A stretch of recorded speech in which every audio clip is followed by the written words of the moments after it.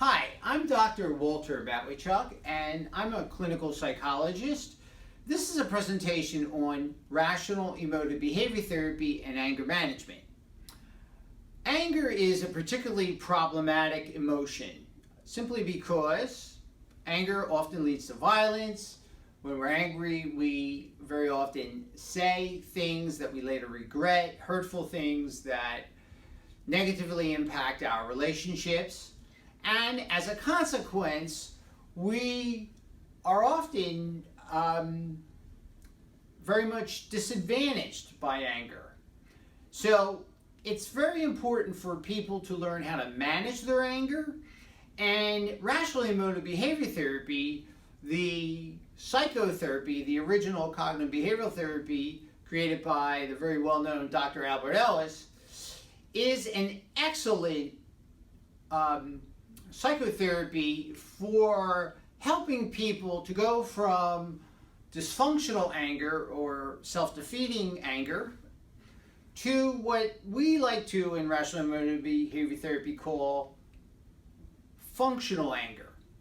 Now, in order for you to understand the application of REBT, rational emotive behavior therapy, to the problem of anger, it's very important that you understand the ABC framework. This ABC framework is something that REBT continually uses as a framework to get across core principles of rational emotive behavior therapy.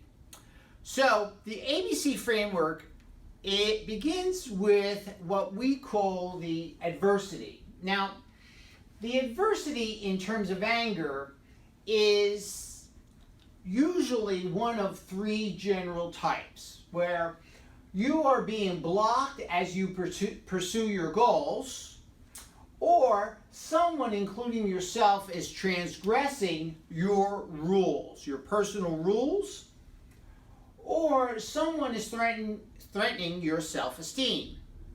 Now, these types of adversities, if you will, or you may think of them as activating events to your anger, are generally either beyond your control completely, or you have very little influence over them.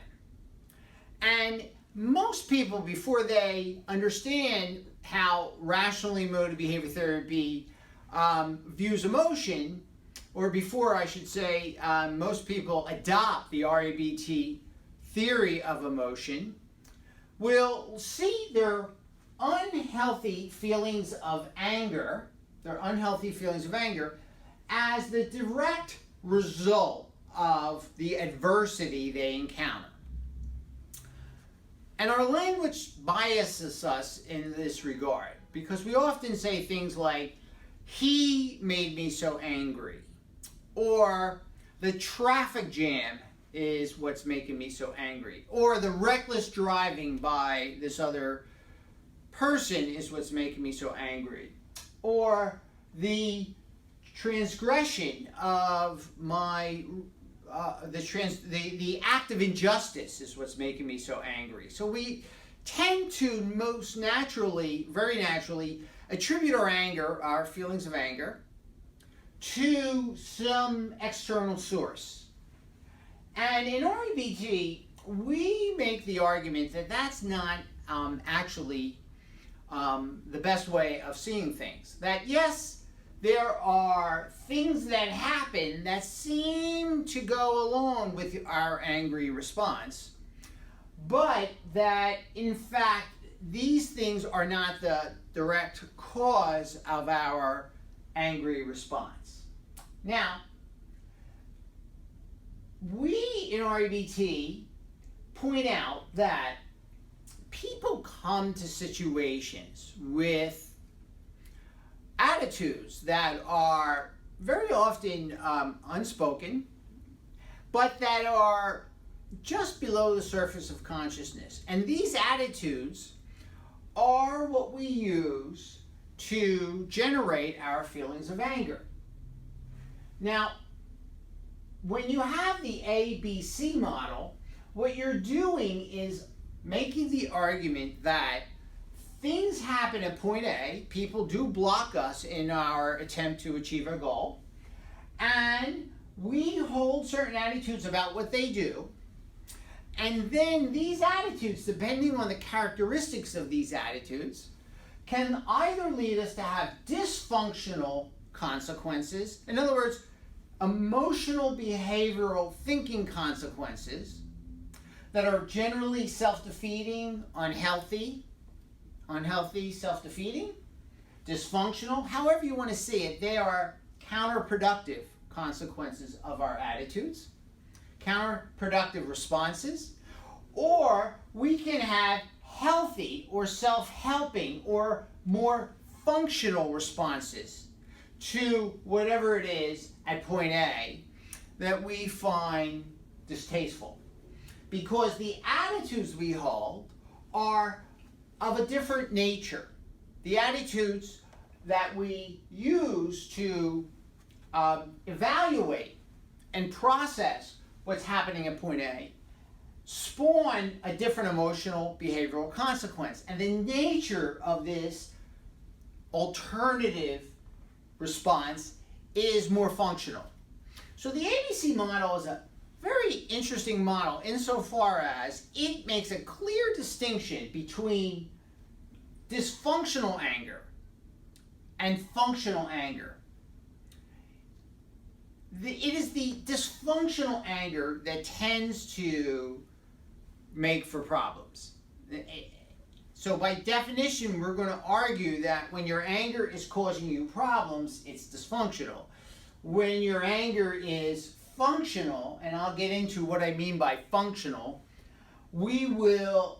it's a healthy response. So this is a unique aspect of REBT because other cognitive behavioral therapies will try to get you to lessen your anger. Other people may make the argument that by lessening your anger, you're in a better position perhaps to suppress an angry response. We're making a very different proposition in REBT. We're arguing that functional anger is similar in tone to dysfunctional anger, but that it is qualitatively different. It is an anger that allows us to respond to the adversity that we have encountered and to respond to it with behaviors that promote some sort of adaptive response on our part.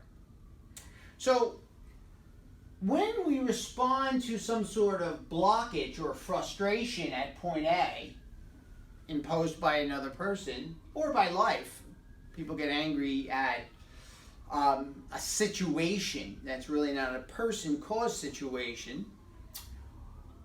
When we get angry at in response to something that occurs at A, we very often will engage in self-defeating behaviors. We may argue, we may interrupt, we may say nasty things. These things tend to damage relationships, corrode them. We may have unhealthy urges, whereby we have the urge to hurt or to retaliate or perhaps to strike the other. Another interesting thing about the consequences that we experience at point C are that they influence our subsequent thinking. So we get angry and almost instantly, we begin to think forward in time, and we very often have a tendency to think in a distorted manner. There's an expression, of course, that his anger blinded him. I think this anger that we're familiar with, this common expression, captures this idea that the emotional response of anger can actually have a cognitive influence over our subsequent thinking. And that influence is to perhaps overestimate the degree to which the act was intended to be malicious. So we might, for example, do what's called mind reading and infer or think that the other party has deliberately acted in a malicious sort of way. We may have a tendency to believe that the other party has acted deliberately rather than entertaining all attributions that may have caused their behavior. We may tend to think of that person then in black and white terms subsequent to our anger. We may think of them as a bad person, or we may have fantasies of revenge. And so what we're saying in the ABC model of rational emotive behavior therapy is that the consequences of our attitudes are a unique, a complex mixture of emotion, behavior, urge, and subsequent thinking, subsequent distorted thinking.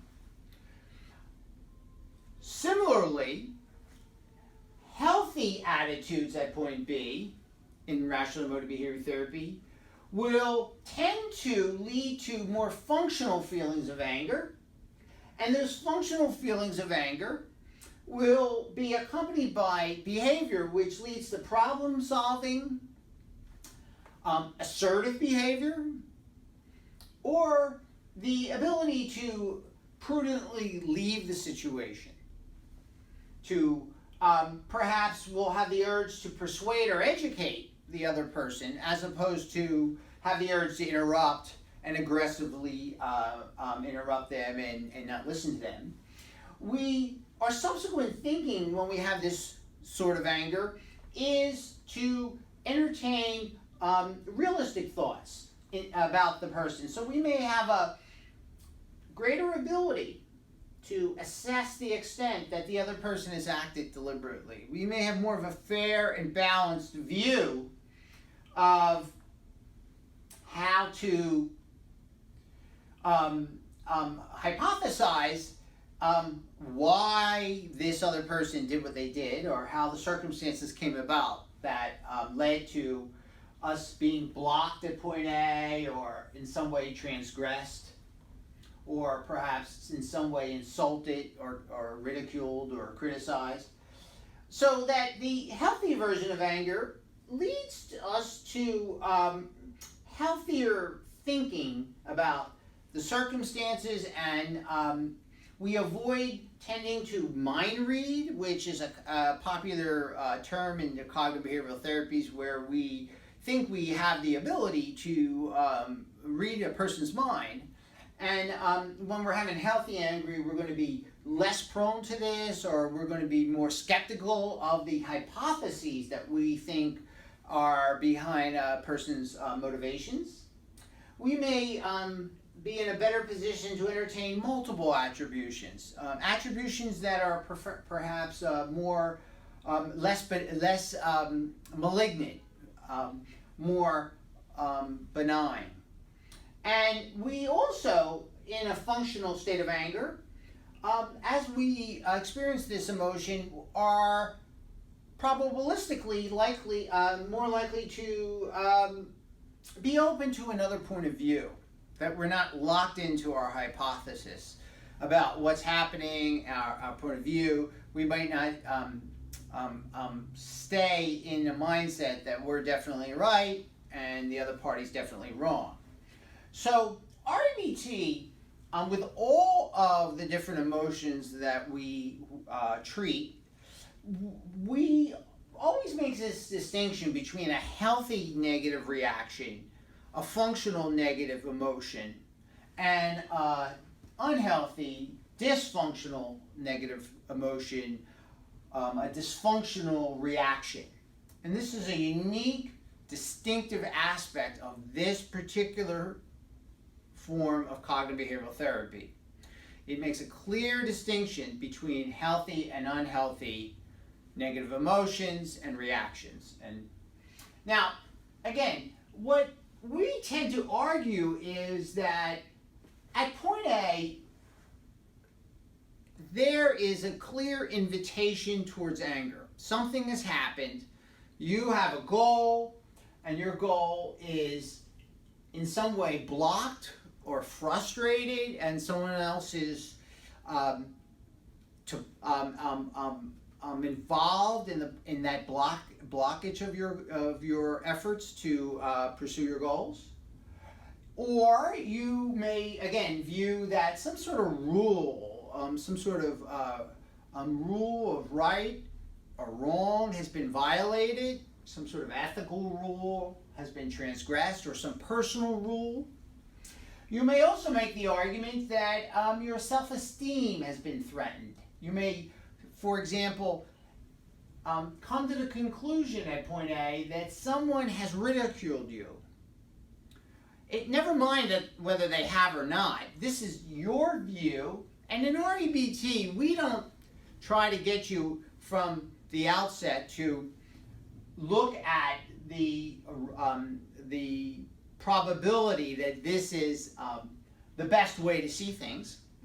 So if you come to an REBT session and say, well, I'm angry because this other person ridiculed me, we're from the get-go not going to make the assumption that your perception is wrong. What we're going to do instead is, at least temporarily, assume that that grim reality is true, that you have been in some way insulted or ridiculed, or some insult has been directed at you. Now, whether you are quote-unquote insulted would have a lot to do with whether you experience dysfunctional anger or perhaps functional anger. Now, what we say in REBT is that if you see that your attitudes are at the core of your emotional disturbance, well, without changing what happens at point A, you have some ability to take yourself from a dysfunctional state of anger to a functional state of anger. And this is very practical, because try as we might to circumvent some sort of frustrating scenario that another person has configured for us, we might not be able to circumvent that situation, or we may not be able to stop others from transgressing particular rules. Whether they be very well-intentioned rules, like safe driving rules, but nevertheless, we might not be in a position to enforce these rules.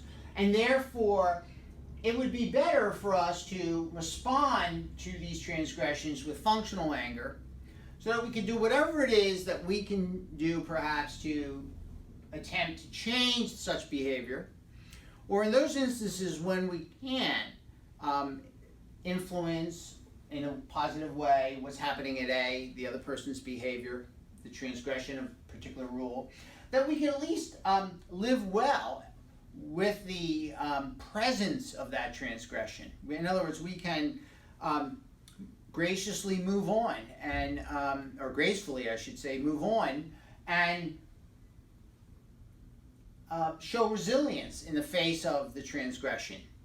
Resiliency. Now, so when you have a deep belief or adoption of the ABC model, you begin to say things like, I made myself angry about the other person. I made myself angry about their reckless driving. I made myself angry about the injustice I encountered. I made myself angry about the insult that was directed at me. I made myself angry about the microaggression that I perceived to occur. And when you begin to adopt that point of view, your language reflects what we call the principle of emotional responsibility. And the principle of emotional responsibility is a key core principle of rational emotive behavior therapy. What we're arguing in REBT is that the emotion of dysfunctional anger is a choice, as is the emotion of functional anger, and that you are responsible for your dysfunctional anger, and that if you think through and adopt the principle of emotional responsibility, you will come to see that you're better off, that you are better able to live in this difficult world where adversity occurs, and have some degree of happiness despite some sort of transgression or some sort of insult. And in that way, you are liberating yourself, and you aren't a puppet, if you will, emotional puppet to the other person. Now, one might say, well, that sounds nice in theory, but is that really the case? And I would argue it is, because if you think about something that occurs, some transgression of a personal rule. Let's say somebody cuts in line in front, and there's a long line. Now, let's say there are 10 people and in line, and somebody cuts the line. Some people might immediately get very angry, experience dysfunctional anger, say something very aggressive to the transgressor. And other people might politely inform that individual that there's a line and request that they go back to the end of the line. Other people might lose control of themselves and feel inclined to physically encourage the person to get to the back of the line. Other people may not even make any kind of response. They are perhaps annoyed, but they don't really see it as worth it to try to get this person to recognize the line.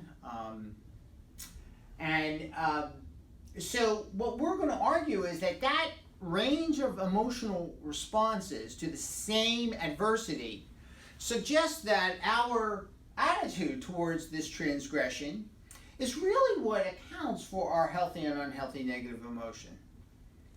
And that we want to use this thought experiment to convince you of the ABC model and to encourage you to think about it, give it serious thought, and play with it. Because once you buy into what we call the BC connection, the relationship between attitudes and the mix of consequences, the emotions, behaviors, urges, and subsequent thinking, once you buy into the BC model of rational emotive behavior therapy, you then are in a position to make a prudent choice of your emotional response. In other words, to implement the principle of emotional responsibility, and then act in a very functional way, in an adaptive way to the transgression that has occurred today.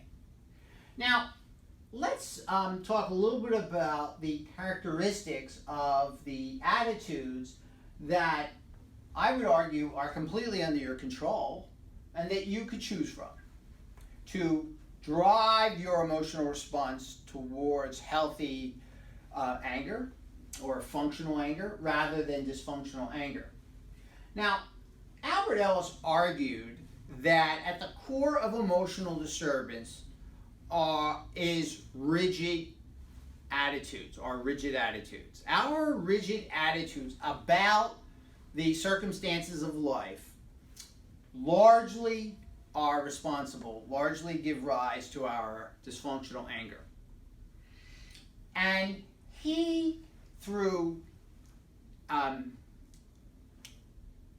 years of clinical practice, developed and refined this theory and made the argument that it was the absolutistic, rigid, dogmatic attitudes, very often expressed with words like must and should and ought, that were at the core of our dysfunctional negative emotions. Particularly, I think you'll see this in anger, and that we often also have absolute have-tos, needs.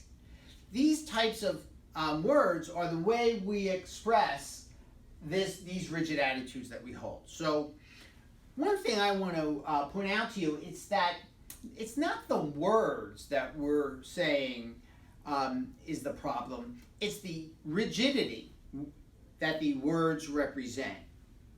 So these words can be used in a non-rigid way. For example, if you wish to be on other people's, if you wish to be seen by other people as a polite person, then you should not interrupt them when speaking. So that if-then type of logic is not what we're talking about that leads to anger.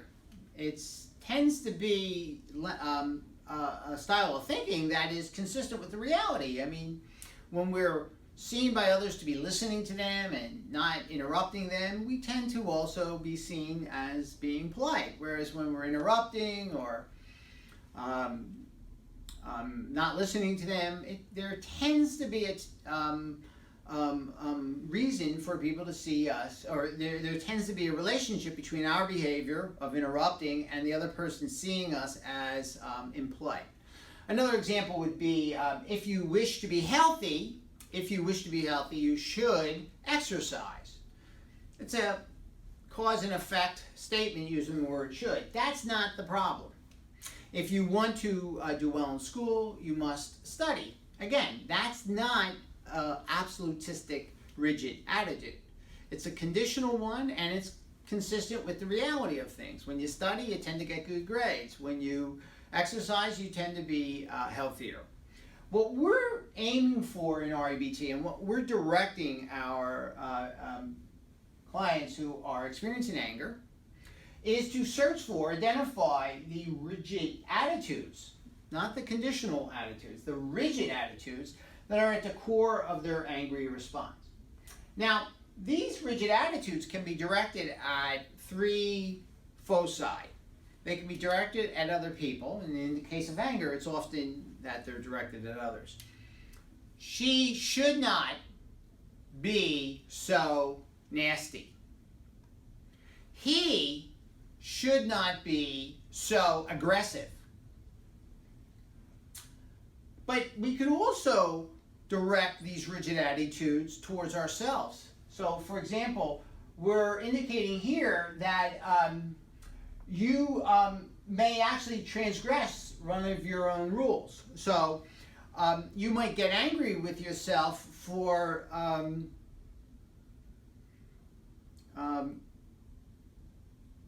spending money in an impulsive way. So say, for example, you're on a tight budget and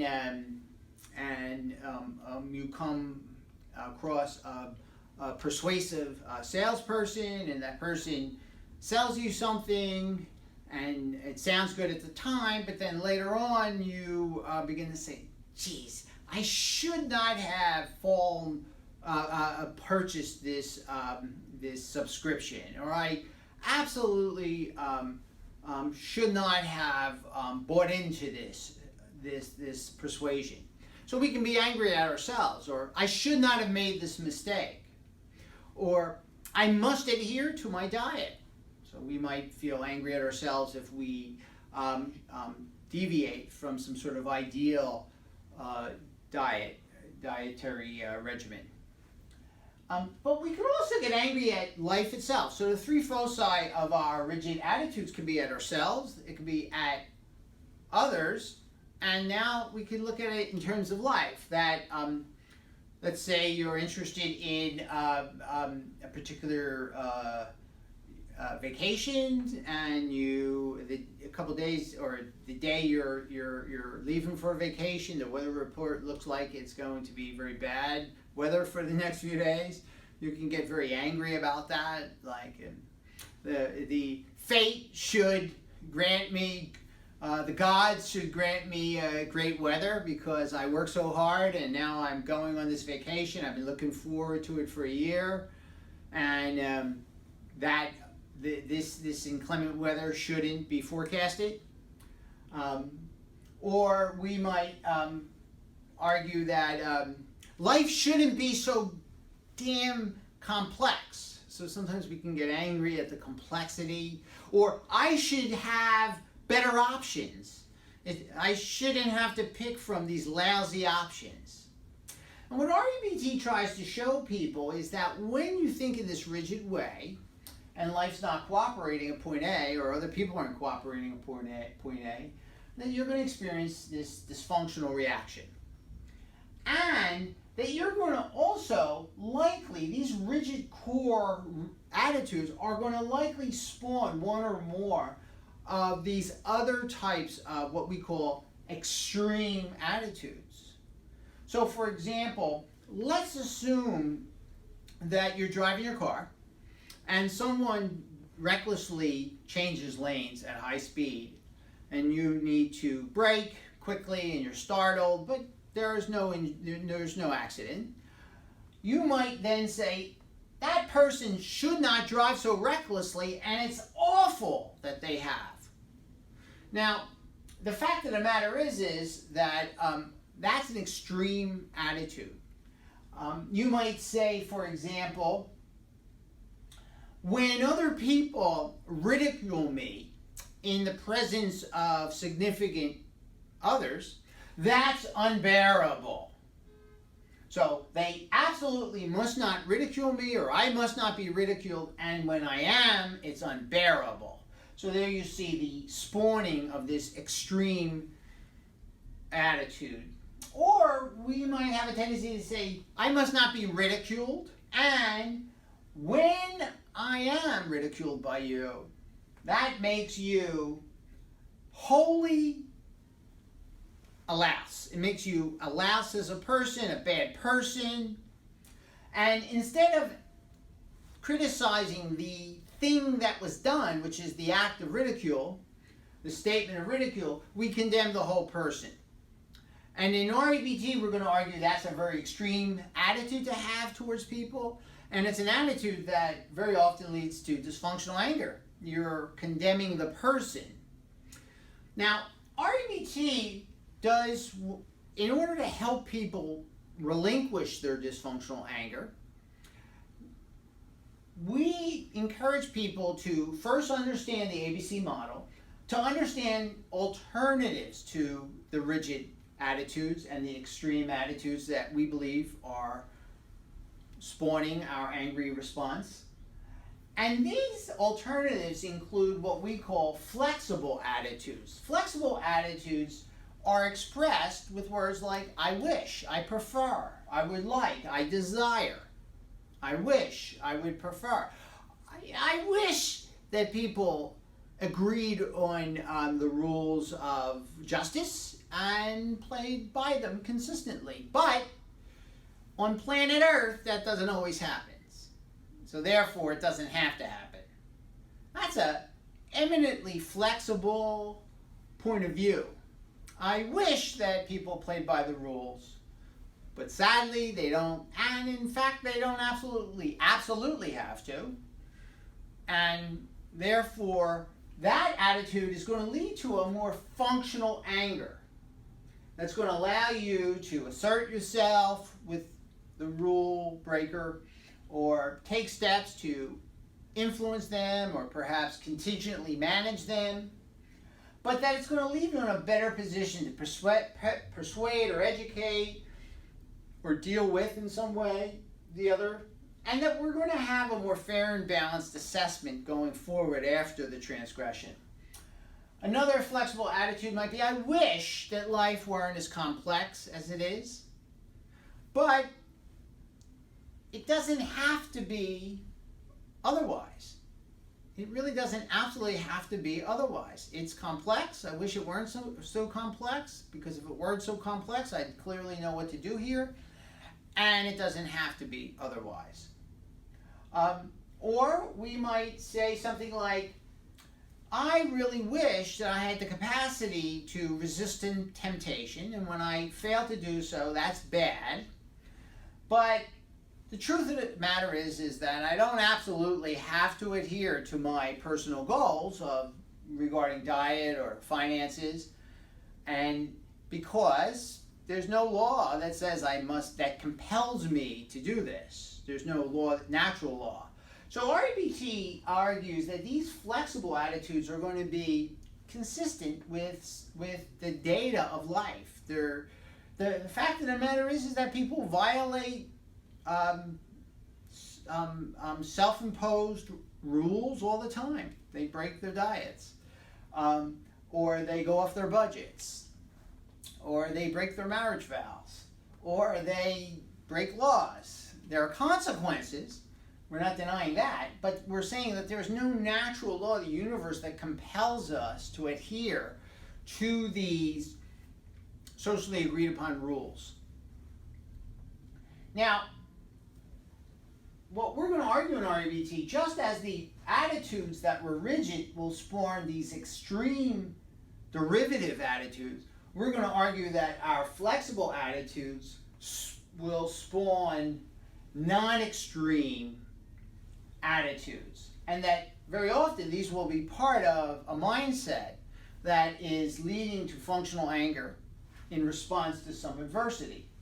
So, for example, I might say, I really wish that people wouldn't drive recklessly, and it certainly is very bad when they do, but it's not awful. And in this instance, it's particularly clear to see that because there was no accident. It was a bit startling to have to respond to this other person quickly driving so recklessly, but nothing awful happened, so it was bad, but not necessarily awful. And certainly we're not going to be happy with their reckless driving under those conditions, but that attitude is consistent with the reality, because it is bad that they were driving recklessly, but if there wasn't an accident, and if there were an accident, that would be worse than what occurred. And so it's really good to look at things as bad but not awful. It's bad when people are uncourteous. It's not awful.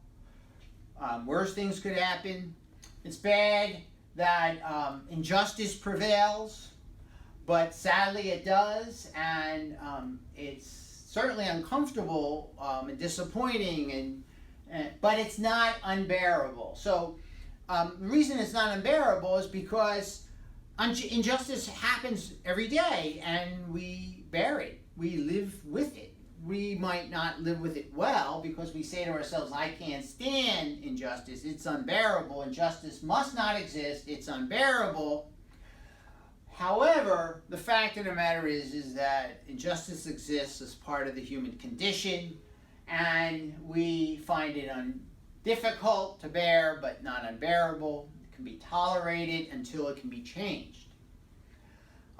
And then finally, the third category of derivative or non-extreme attitudes that flow from a flexible mindset or a flexible attitude would be something along the lines of, I really wish that people treated me nicely. I really wish John treated me nicely, but he didn't. And that act of selfishness is a negative characteristic of John. However, and that behavior that goes along with that negative characteristic is negative, but the whole of him is not bad. He's not a bad person, but certainly that characteristic is a distasteful characteristic.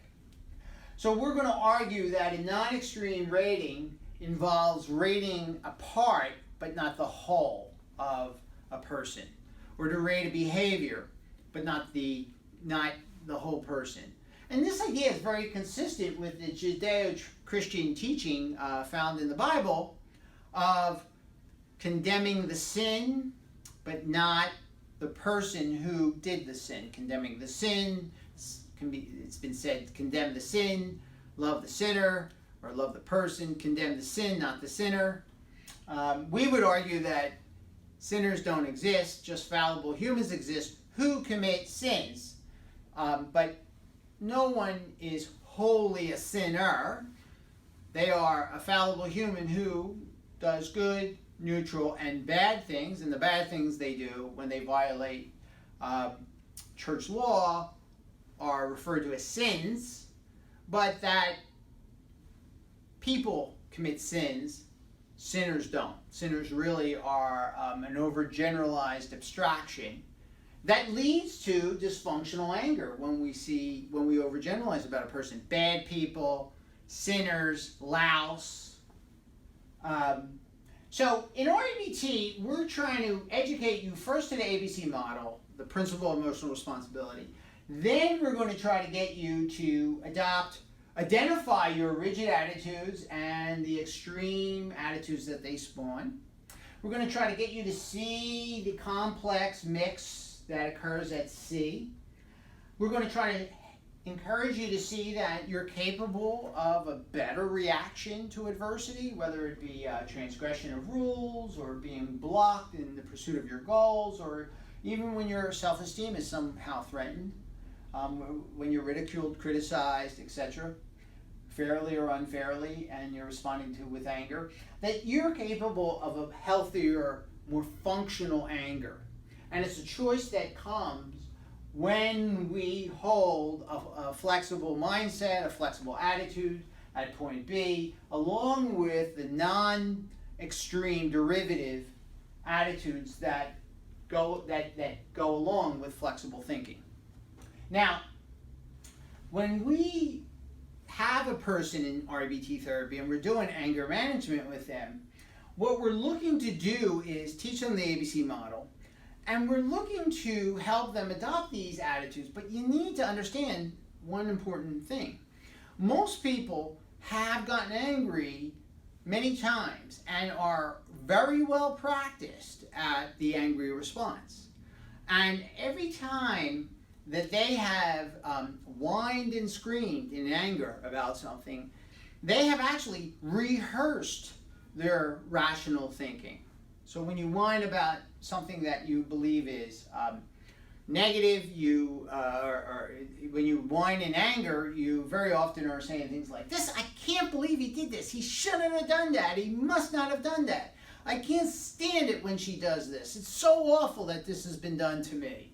That son of a gun, he is really a bad person." And consequently, people are very well practiced. And so what we're going to do in REBT is set realistic expectations that if you're going to manage your anger, the first step is for you to recognize that you're going to have to work real hard and work in a consistent way to learn to respond to adversity with functional anger. And that's going to take practice. If you come into therapy as an adult, you've probably, and anger is the presenting problem, you've probably responded to many, many situations in anger. And just because you hear this very elegant theory that REBT lays out, you're not just going to give up your anger and relinquish the ideas that underpin your anger, that facilitate its expression. So REBT is a model that says you need to accept the idea that this is going to involve work and practice, and that you are capable of making progress with this problem, and that you don't have to suppress your anger. What you want to do is actually transform dysfunctional anger into healthy or functional anger. And that process of learning how to do that is going to take work. And therefore, it's important for you to know that. It doesn't mean that it can't be done, because anger management in REBT works very nicely, but it requires work and practice, and then you need to maintain that effort over time. And so I'm very straight with patients and say, look, you're well practiced at thinking in this very rigid way, this dogmatic way, this anti-scientific way that people must do the right thing. And the reality is that people don't do what they should do. On this planet, they do what they do. Now, if we were on planet Utopia, people would do, quote unquote, what they should do. But you have been thinking as if you were on planet Utopia for so long that this attitude that people should do what's right or just or fair is so well practiced that it's going to take you a while to come back down to earth, so to speak, and to adopt a realistic, functional mindset that's going to enable you to function in the real world. So, in conclusion, I'm going to leave you with one important reminder, and that is that anger is, or a couple of reminders. One is that anger is a very dysfunctional response. It leads to a great deal of poor judgment and self-defeating behavior. Anger can be managed. It doesn't have to be suppressed. In fact, that's not the best way to deal with anger, to suppress it, nor is the best way to deal with it to vent it. The best way to deal with it is to have a profound philosophical change and to rid yourself, first identify and then rid yourself of the rigid attitudes and extreme beliefs that are at the core of your anger. Particularly the rigid attitudes are at the core of your anger. And to adopt flexible attitudes. And if you do, and if you keep in mind the principle of emotional responsibility, you can make significant progress and better your life by giving up, relinquishing the dysfunctional anger that corrodes relationships, that leads to all sorts of problems and violence between people. And this can be done, and REBT can help you to do that. So I would ask you to continue to use the REBT.com, REBTdoctor.com website to learn more about REBT and how it can be applied to other problems such as dysfunctional jealousy or dysfunctional envy. And to also read my blog, because those blog posts are aimed at helping people better understand REBT and then learn how to implement it. So thank you very much for your attention.